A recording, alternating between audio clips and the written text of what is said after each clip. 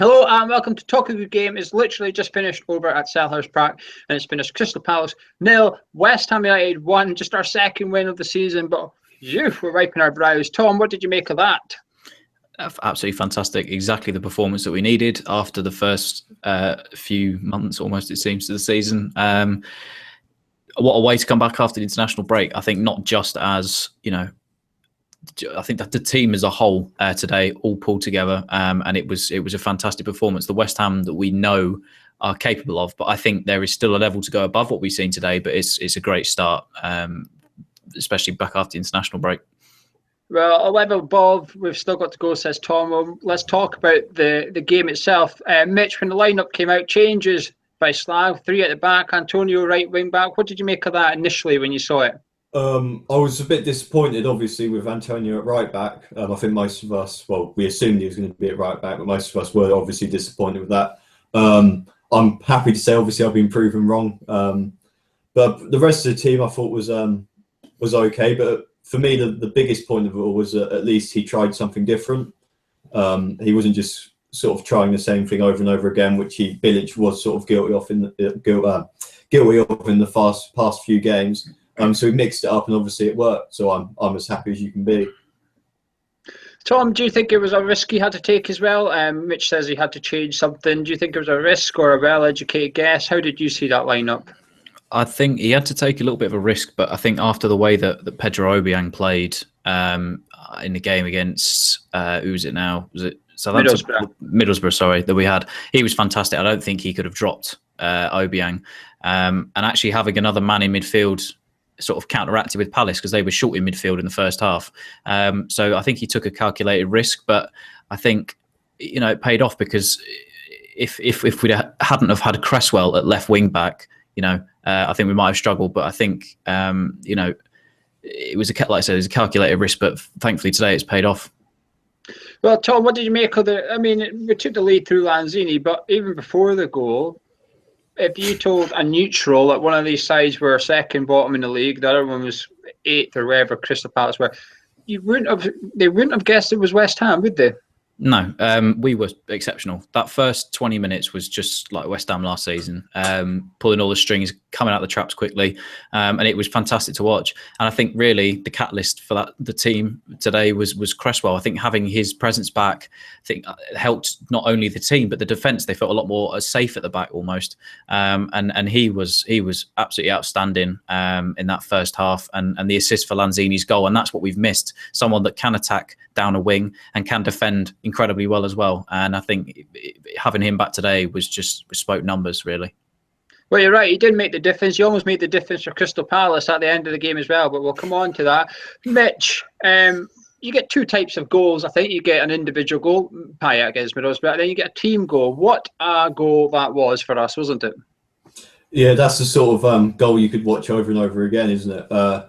It was beautiful build-up play, fantastic ball in from Cresswell, and obviously a really almost underrated finish by Lanzini. You go down the local park and try and sort of put those in the goal.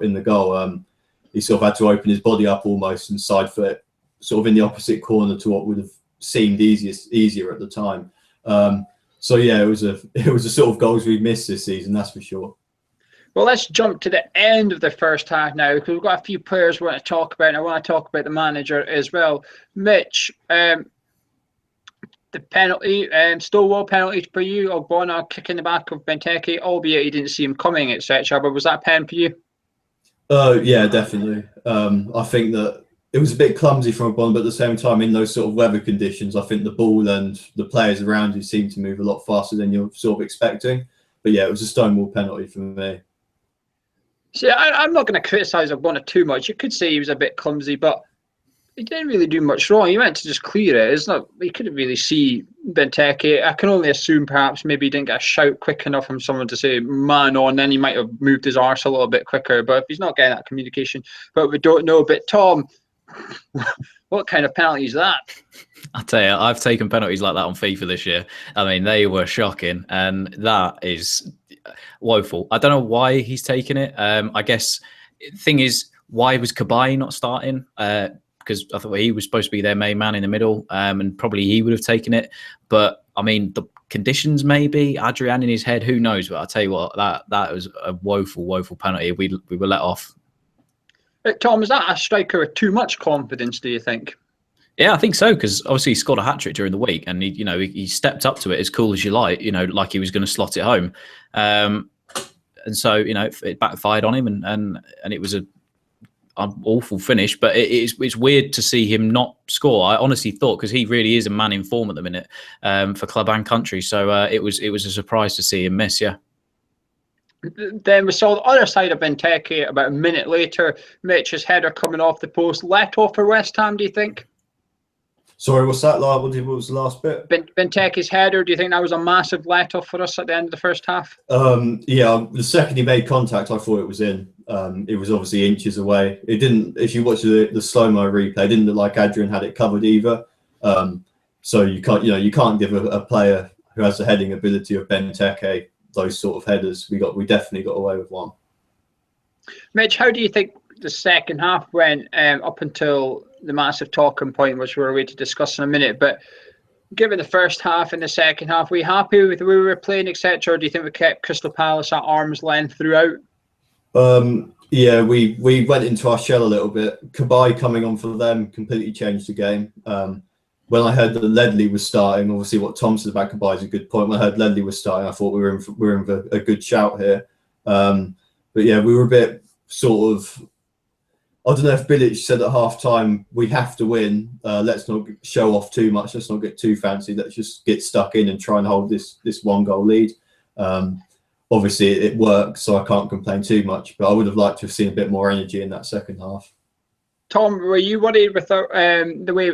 I don't want to criticise. I don't want to say we took the foot off the gas a little bit, because Crystal Palace were always going to come at us a bit more, and they obviously switched Townsend over, so he was on his left foot on the left side to get those crosses into Benteke. But do you think the second half was starting to show that we hadn't won for a wee while? Yeah, I mean, we were obviously probably tired coming into that second half as well, because we did expend so much energy in that first, trying our hardest, which is fair enough. I think Cabaye coming on almost counteracted Slav's formation that he picked at the start of the game. So, they had the extra man in midfield.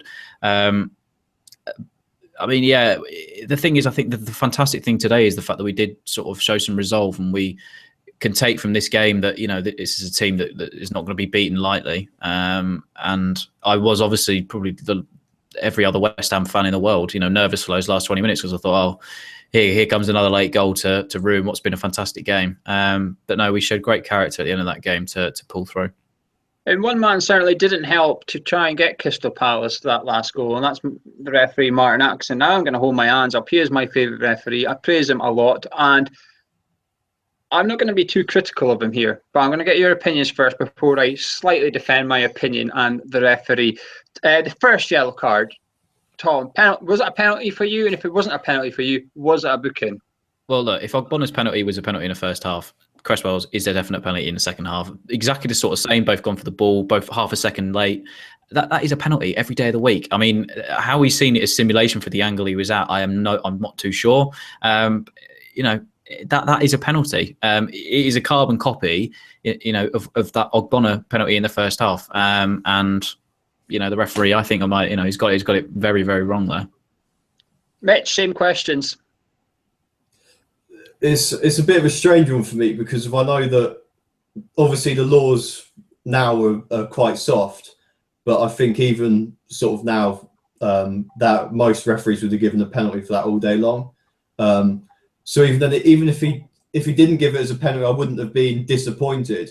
But I think I was, even at the time, without foresight and whatnot, I was disappointed with the yellow, because I thought, well, hold on a minute, that's sort of, in this day and age of 50-50, most refs, to be honest, would give this a penalty, but obviously some, as we saw today, might not. But for me, I think probably I would have edged towards a pen. Maybe I'm being a bit biased, but yeah, I'm kind of on the fence a little bit about whether it was a penalty. There was contact, but I don't know if there was enough contact. There certainly wasn't enough contact for Cresswell to leap 2 feet in the air and go over like he did. And I think that's why Atkinson's booked him. Because when you watch the replay from Atkinson's angle, he's looking at it, Cabaye and Cresswell. I don't think he can see the contact. He just sees Cresswell jump out in the air. But when you see it from the other angle, you can see Cabaye hit Cresswell's foot. And that's where I can see the argument. for a penalty. It's a tricky one, but then the rules, like you said, the rules do state it's a penalty. He's kicked him. He hasn't touched the ball. If you do that in the middle of the pitch, it's a free kick. He's going to give a free kick in the middle of the pitch, so he should be given a pen. However, that's why I think Atkinson's given the yellow card. Wrongly? Yes, I don't think so. I think sometimes, though, not in this instance, but sometimes it can not be a penalty, but also not be a dive. I don't think it's as clear cut and black and white as either it's a pen, and if it's not pen, it's a yellow card. Like Zaha when Cresswell tugged him, I don't think that was enough for a pen, but I don't think it was a dive because he did tug him at the end of the day. But I don't think it was a booking. But what was it, 51 seconds later or something? 51 seconds later, he's on a yellow card. Zaha spins past him. He's up against the linesman, hauls him down. Tom, what do you make of that one? Are you agreeing? To be fair, here's me defending the ref. The linesman made that call. You seen Atkinson go over and say to the linesman, "Is this a yellow?" He asked him 2 or 3 times. The whole time the linesman said, "Yes, it's a yellow." Second yellow. Do you agree with that one, Tom? Yeah. Don't worry. I'm not gunning for Martin Atkinson on this one. I'm gunning for the lino because what on earth was that call? I mean, that is like fair enough. They've gone to shoulder barge and his hands come up a bit, but even then, it's not. I think Owen Hargreaves said on commentary that's not a free kick. That's just 2 players going for the ball. And the linesman almost has told him that, he's pushed his hand out deliberately to, almost hit him in the face. But it's just both players using arms to try and get around him. And I think it's just fair play. Martin Atkinson, he went over and asked the assistant. But from that angle, the clear-cut angle the assistant had as well, that is a terrible, terrible, terrible decision. He was a yard away. It's not like it was in the pitch or nothing, down the line. It was literally there. Mitch, what do you think about that? Was that a free kick? Was that a second yellow card? No, I'm with Tom on this one. For me, where I was, we could see the angle, all the different angles from every replay in the world. It was just a coming together of 2 players. Cresswell, I think, had Zaha beat. He gave him a little nudge with his shoulder or his arm and whatever. Zaha went down like Aston Villa last season. And for some reason, This is what irritates me, I think, the most with that decision and decisions like this, is that you see Martin Atkinson come over to the sideline, and straight away the lino just went second yellow or denied him an opportunity or whatever it was he said. It's like, well, hold a minute, why not have a bit more of a discussion and think about it rather than just going, oh, it's a second yellow? It's almost like, I don't want to throw around accusations, but it's almost like they just can't wait to get a bit of spotlight, if that makes any sense. Like, why not just make stop for a minute or two and just make a more sort of almost rule-abiding decision rather than just going, oh, this, and going on your instinct.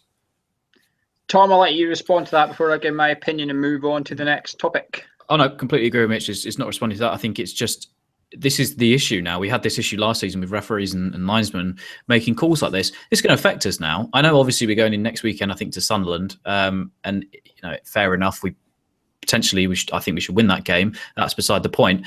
Because that's 2 yellows, I'm pretty sure Cresswell, we can't appeal that, can we? So he misses the next game, and that affects us dearly. And it's so frustrating when calls like this happen, especially when, how well he played today, how disjointed that could make the team, because it's not going to be another 2 weeks before he plays again. So it is frustrating from our point of view.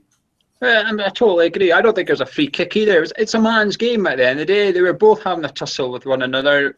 And even if Cresswell didn't touch him, I don't even think he's going to get the ball. Zaha's one of those players that will boot it and then go for the free kick. And the funny thing is, not long after, Townsend did it to Antonio on the edge of the box. He kicked it past him, ran into Antonio, and Antonio just stood there. And then Martin Atkinson looked at Townsend and was like, what are you wanting? You did that. That's what you were wanting. Get on with the game. So I find it a bit strange. I won't agree with Mitch's comment about saying they should have had a discussion. The linesman should know the rules of the game, and he should be man enough and he should have a big enough responsibility to make his own decisions, which he has done.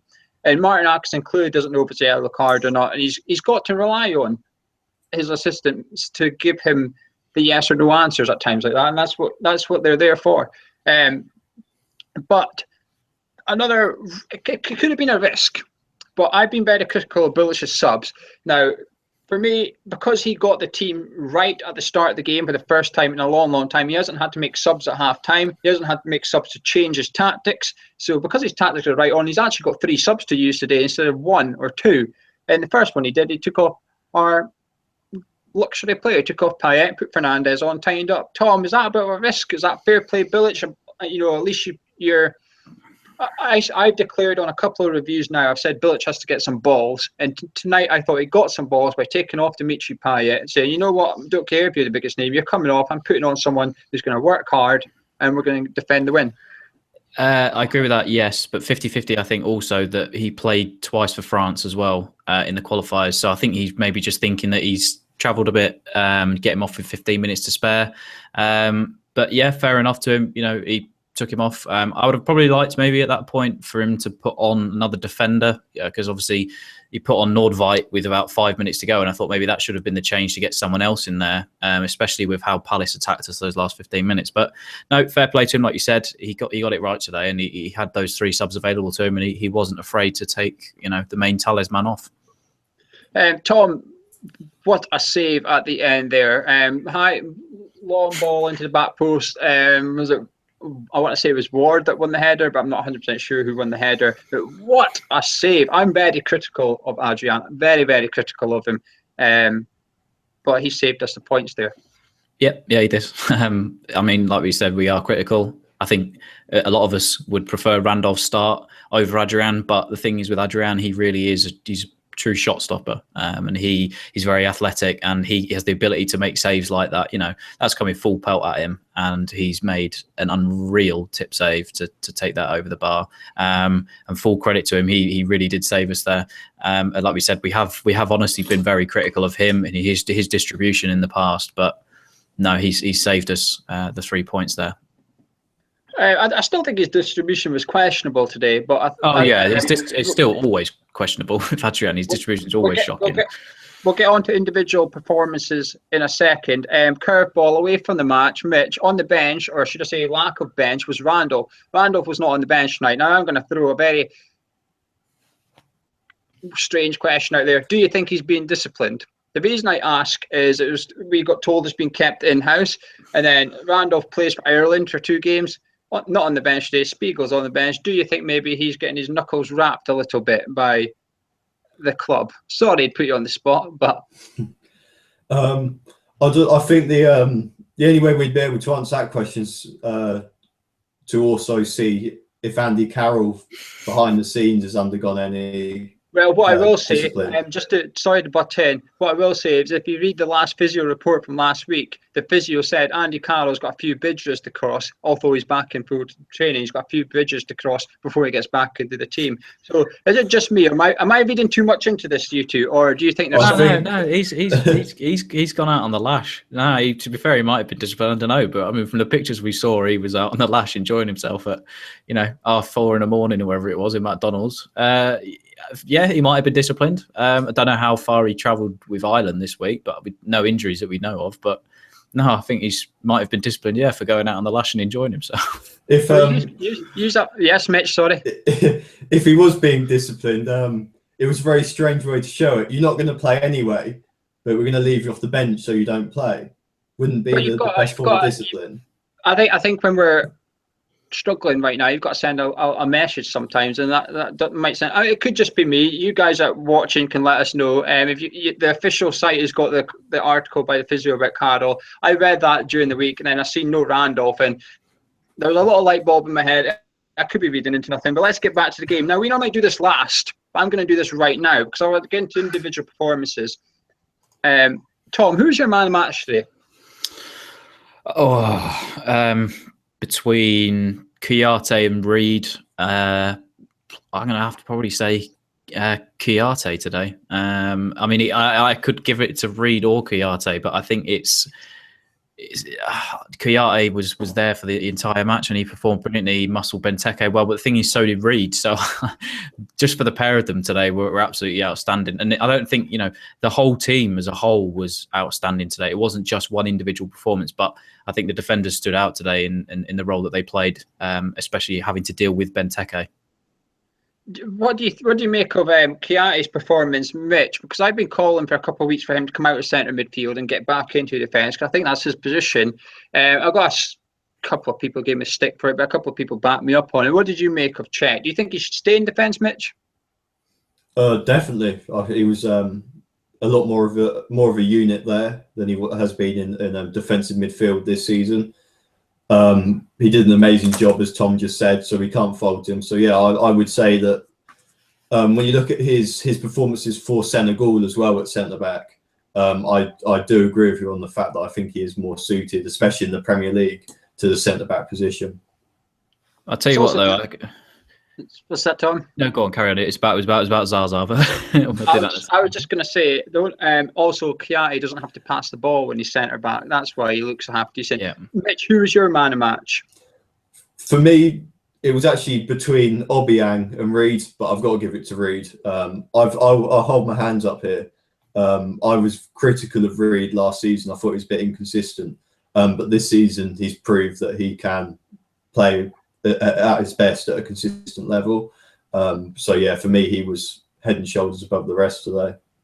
There's 4 players I wanted to pick out. You two have just picked out 2 of them in Obiang and Reed. The other one's our goal scorer, Lanzini, but I think we all know what he can do. But the other guy is the one that I've been defending for a few weeks. Our usual sidekick on here, Gonzo, hates him. He's been criticising him non-stop. He's done a vlog from the game, so do subscribe to our channel and check out the vlog. It should be up late tonight or tomorrow.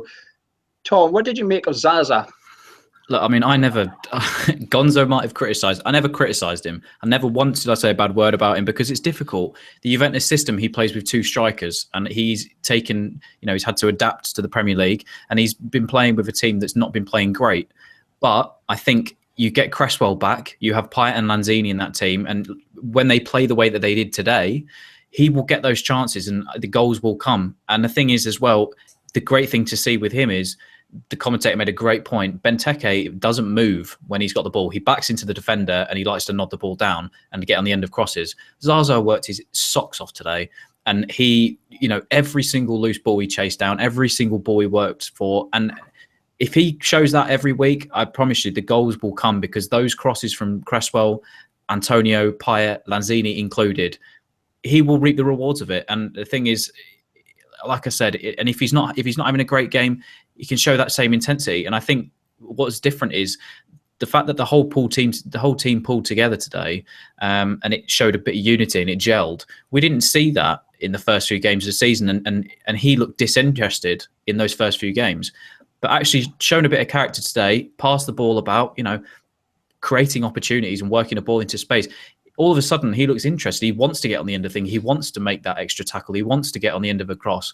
And for me, he was outstanding today. It's just a shame that he didn't get the goal that he deserved.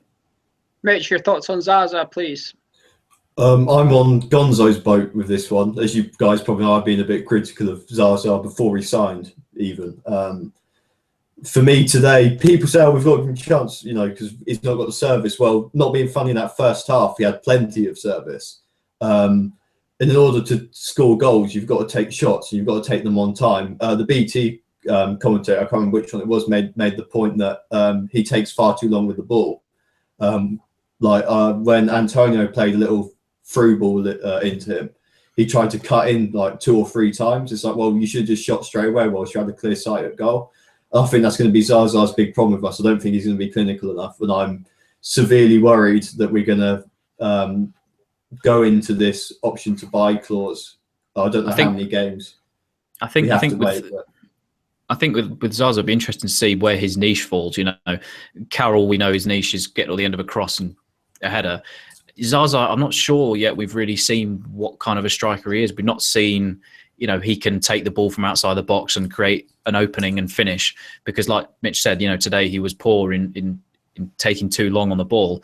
So it'll be interesting to see whether, he adapts as, a great header of the ball or a finisher. But I still don't think we've seen the best out of him, but today was a positive foot forward and hopefully we can see better things to come. I think he is a finisher. I think he's like a placer type finisher. He's not really like a power one where he had a couple of chances. I know the chance Mitch talking about. He had one in the first half where he needed to put his laces through it, but he tried to bend in the corner and it was a comfortable save. He looks like the type of person who's just going to keep trying to stroke the ball, but I think looks to get behind their defence. But Crystal Palace, the pitch doesn't seem that big. There wasn't a lot of room behind the Palace defence, but he worked hard today. At one point in the first half, he must have ran about 50 yards, and he overtook Payet and Creswell on the way to getting the ball. He just completely chased it past two of our own players, chasing it right into the corner. And you know something. We're playing Sunderland next week. He starts against Sunderland next week and does that. And he's bound to score. He's bound to score. But Tom, Mitch doesn't like him. That's clear. I like him. You like him, Tom. How long do we give him? Because he's got this deadline looming above his head. You have to show us. You have to convince us. He must only have about 7 games left, if that. Do we give him those 7 games? How long do we give him? Do we trigger it and hope he becomes good, or do we give him 6 and say, sorry, you've not done enough? Well, like you said, I think if he does that against Sunderland, he's bound to score. You know, I saw the Sunderland score earlier on, and apparently, by all accounts, they were woeful. You know, he might be the striker that needs one, and he scores a bag full. It remains to be seen. But I think the way that we've played today is completely different to what we've seen the first 5-6 games we've seen him playing. And I think you have to write those games off. I'm not saying that, our season starts today, because it didn't. Our season started back in August. But from what we've seen today, let's just judge him on the next 3 to 4 games before Carroll comes back and Sacco, and see what he can offer. Because I do think that based on what we've seen from today, if he puts that in, week out, he will score goals. And I think with the system that we had today, it really helped him, because he had added crosses coming from Cresswell and Lanzini and Antonio. But no, give him another 3 or 4 games, and I really, really hope for his sake that that we reap the rewards.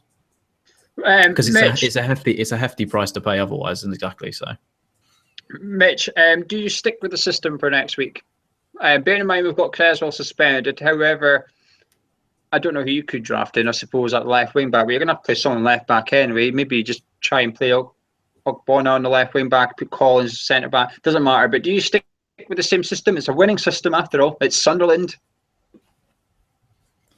It is a bit of a weird one, really, because it was a winning system today, but I don't think it'd be a winning system almost every week. And obviously against a team like Sunderland, where let's be honest, they're gonna come to our place and park the bus. Is it really necessary that we almost play sort of 5 defenders? Although the wing backs obviously do push up at home to Sunderland. For me personally, I think I would keep it the same and change at half time if it isn't working. But the system worked today, but I don't think it's going to work every week. Well, before I ask these guys our last couple of questions, make sure you subscribe to our channel. Come onto our forum at hammerschat.com and check out our sponsors, Royal London Watches. They do fantastic West Ham watches, so give them a look. Now, Tom, our manager has come under severe pressure. Before the game, Pardew was sitting joking. Bilic looked like his head was ready to explode before the game had even kicked off. What's your thoughts on our gaffer right now? He's had a torrid start to the season, partly down to his tactics, partly down to the squad not being there. I like the fact that the fans were fully behind him today. You could hear him booming out, Super Slav. That was fantastic to hear that. I've not lost faith in him yet. Look, he delivered for us last season, and we've got to stick with him. And I think he got it right today. And, he has shown last season that he can, tactically, he can outdo another team's manager. And I just think, let's just base it off these next few games. Like I said, I think today was the perfect result, not only for Slav to take some pressure off of his job, but for the team as well. And to come back for Sunderland, and if we can get a result at Sunday, which I fully think we can after this weekend, he is relaxed, the team's relaxed, and we can just get back to playing the football that we played last season and how well we played. Mitch, what's your thoughts? Is the pressure off Bilic yet, or if we lose to Sunderland, is it straight back on? I think it's hard to say, really, because of fan pressure is completely different to pressure from the board. We're going to pressure him a lot more because we can only really remember the fact that he got us to 7th last season. So we're probably expecting more than the board might be. I said on the forum today, actually, before the game kicked off, that I thought that if he lost today, I think his head might have rolled. And especially when you consider the bold decision to play Antonio at wing back, I think that could have worked against him if we did lose.